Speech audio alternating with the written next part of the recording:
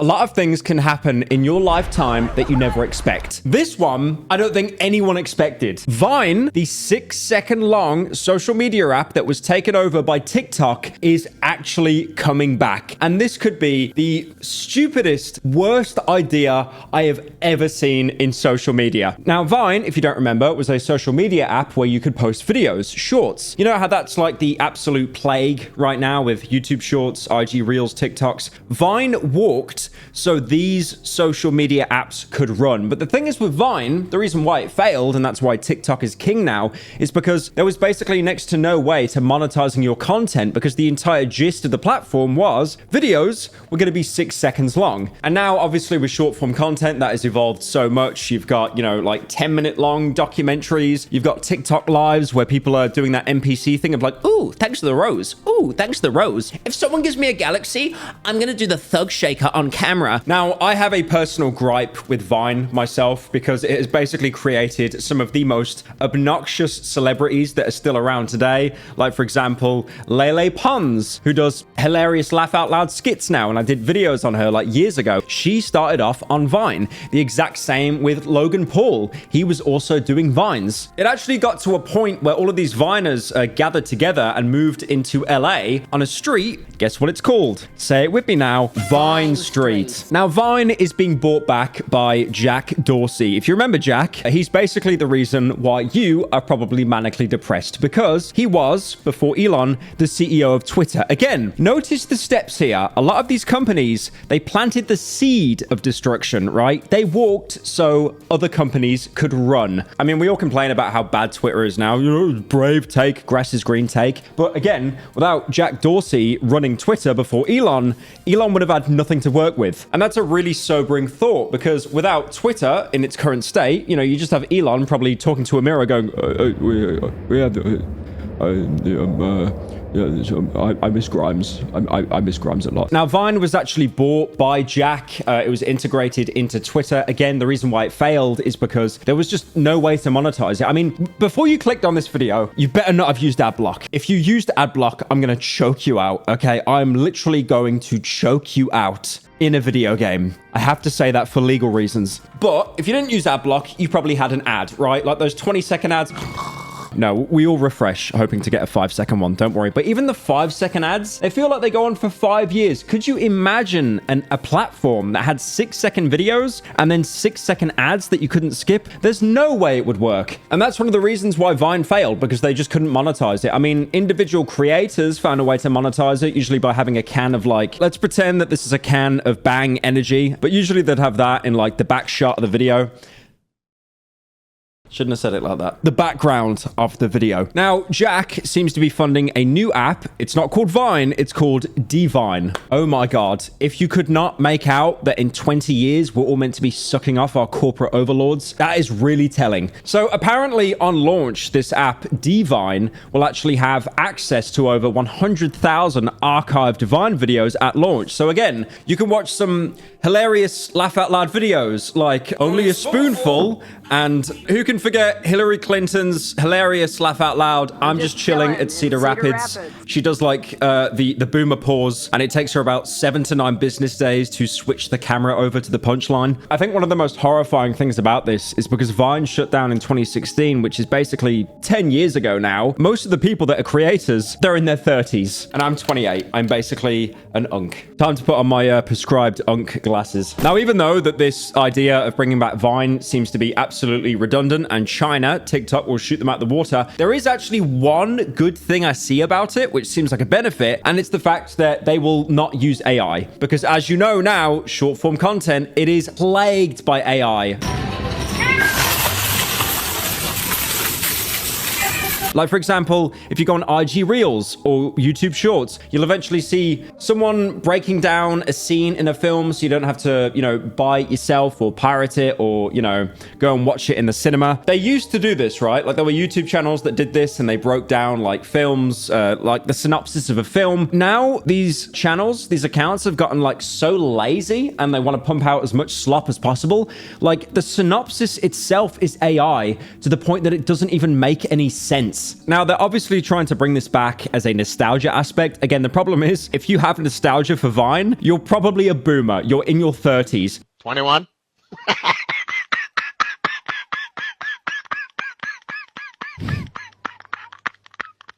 I'd say that current people that are like, under 20, their nostalgia right now would be the Fortnite Travis Scott event, or maybe possibly the Marshmello concert in Fortnite. And these are the same people that 3 years later will say that they've changed their entire dynamic. I don't play those like normie multiplayer games. I experience true original single player content, which is usually just watching Critical stream Dispatch. You gonna eat those Twinks? That or playing Power Wash Simulator on their own. Now, this like anti-AI thing they seem to be implementing, apparently like they are doing a check to ensure that what you did was actually recorded on a phone, not actually, uploaded, mass edited, implementing AI, some of that Studio Ghibli garbage that they're using now for like Black Ops 7 player cards. That is just beyond embarrassing, by the way. Now, apparently in a statement, the founders of this app are basically saying that they want to appeal to a simpler era, an era of where you chose who you followed rather than, content that is fed to you through an algorithm. I mean, to be fair, they make a semi-decent point there. I love subscribing to people on YouTube and then never being recommended a video again, or following someone on Instagram and I'm recommended 2 of their reels and then never again, and I'm just recommended just complete slop. Now, apparently Devine is being built on this thing called the Nostr protocol. This is where servers are run independently. So there's not one single company that hosts everything, and the devs can actually build apparently their own compatible third-party apps to host content if they want to. Basically trying to avoid the entire one corporation owns the entire database model. Didn't they say the same thing about crypto? How it was like a decentralized currency and everyone can buy it, despite the fact that like the top 1% own 99% of crypto? Very curious. I'm sure there will be no downsides to this model. Now, surprisingly, the reaction to bringing back Vine has actually been pretty positive, mostly because at the minute, I think everyone can agree, we have shorts fatigue, even though every single company wants to compete with each other. I mean, I remember when YouTube first brought out shorts, they would like artificially inflate, I don't even care, I'm just going to say the word, inflate the numbers to make your videos get more views than what they actually should have, because it would have been recommending them more, so they can go to a press conference and be like, yeah, we've actually got more views than TikTok this month. And also as well, you might have noticed with short form content, your attention becomes worse and worse and worse. Like, I remember having an amazing conversation with the YouTuber Seth Everman. Great guy. He's a great guy. Great guy. He loves China. I love China as well. But I remember having this conversation with him. I'm not sure why it stuck in my head, but I said to him, if you scrolled on like TikTok for 10 minutes, could you tell me a single video that you remember? And he just goes, no. No one can. Literally no one can. Don't do it now, because the fact that I've told you, you'll do it on purpose, you'll remember. But if you're like subconsciously scrolling, you won't remember a single thing that you saw. Nothing memorable, nothing you could apply to your day, nothing you could apply to a conversation. It's just complete mindless slop. And I'm completely guilty of this as well. I've done many YouTube shorts before, many Instagram reels, like usually highlights from streams and stuff. But obviously with short form content being king, it's now been an escalation. I hate saying the word, it's so overdone, but Mr. Beastification, where, everything has to have more production value, more cut. And also, one thing, I have said this a lot on stream, the TikTok accent needs to die. It needs to be dead and buried. I hate whoever started talking in that like neutral American newsreader accent. Whoever that patient zero is, they need to be locked up, lobotomized, and have their brain studied. In this video, I'm gonna be doing this, and this thing is gonna be crazy. Make sure you hit the follow button and subscribe for more. You raise your voice and then you lower it. I've seen videos talking about this, saying that it's like a psychology thing to end every sentence in a question to keep your engagement. There's actually a really great video by the YouTuber Austin McConnell that came out like 7 years ago, and it's called Why Do Reporters Talk Like That? I definitely recommend you watch it after this video, because I need the views. I was of a jump scare there for a second in the algorithm.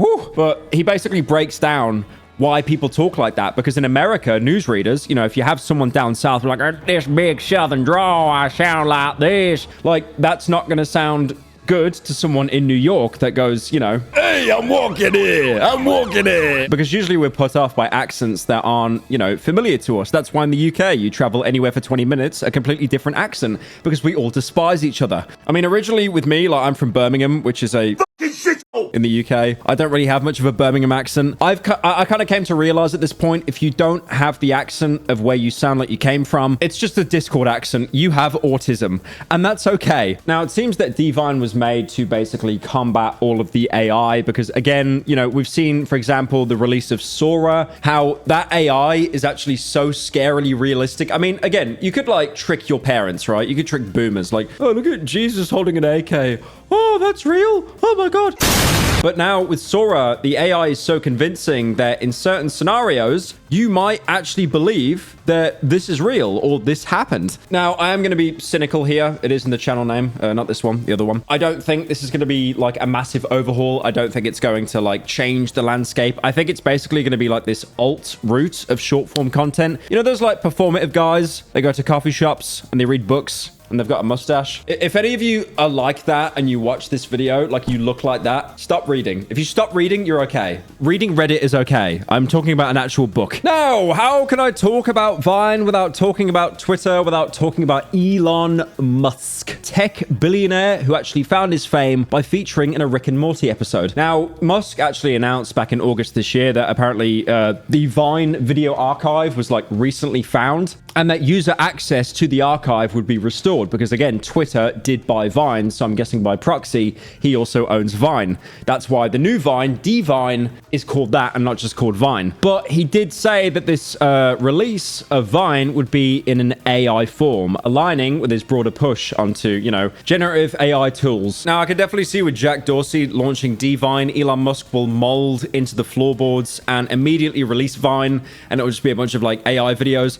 You know that video of Mark Zuckerberg and he's doing something where he's like, new face filters on Instagram today. This is my favorite one so far. Nice job, team. It will be like that, and they'll all be AI. That's not an AI video. God, I wish it was. But all the videos will probably be like that. Now, like I mentioned earlier, Devine actually already has a archive of a bunch of pre-existing Vines, which is apparently due to the archive team, which was a volunteer-based effort to preserve the content itself, not to be confused with Internet Archive as well. So apparently this team saved like pretty large binary files containing old content and user metadata back in 2016. Again, could you imagine you get aliens visit us and all you see is like, oh yeah, what have you got to show like human achievement? And it's just the video of that girl going,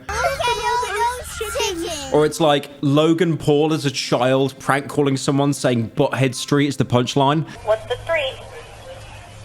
Butthead Street. The fuck you say to me, you little shit? Now, there could be hundreds of thousands of videos that are saved. Obviously, this doesn't equate to the millions and millions that were posted over the platform's lifespan. So again, unfortunately, there was a great Vine purge. Now, I've seen some people say that Elon might take a bit of action against Devine, but honestly, I don't really think he has a case. Because Devine's data was pulled from an entirely community-based effort. Again, Musk basically has the key to the Twitter servers where he has 9 plus 10... Wait, the 21 kid.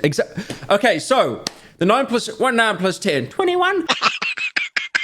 Like, that Vine, that is a Vine, right? I think it is. It's sat there in the internal servers, and Elon will not give it to us. How disgusting is that? I'm not joking you. We could have the original 4K Ultra HD version of what's 9 plus 10, and Elon is not giving that to us. You know what the scary thing is about that video? The guy that filmed it, if it's his dad, he's probably like pushing 60 at this point, like in his like mid to late 50s. That is a sobering thought. Honestly, this video has made me think a lot about the past like 9-10 years. I just really hope the 9 plus 10 kid, I hope he has a family. I hope he has a job, a stable mortgage. Now, currently the beta for Vine, Devine, is at 10,000 users and it hit capacity in basically minutes. But it's already been submitted to Apple and Google's Play Store. I still find it insane though, how much of a pop culture thing Vine is. These are only like a couple of years old. Iconic legendary Vines, 11 million views. 1 hour, try not to laugh, best funny Vines. Okay, chat, shall we see? It's not, I'm not even streaming. Shall we see if we can try to not laugh at one of these? I bet these are hilarious.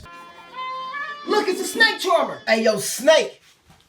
I think there's something like really good about old Vines. that you can tell that there's no professionalism here. It's just someone holding a camera, their phone, filming their own POV. Obviously, the camera quality sucks as well.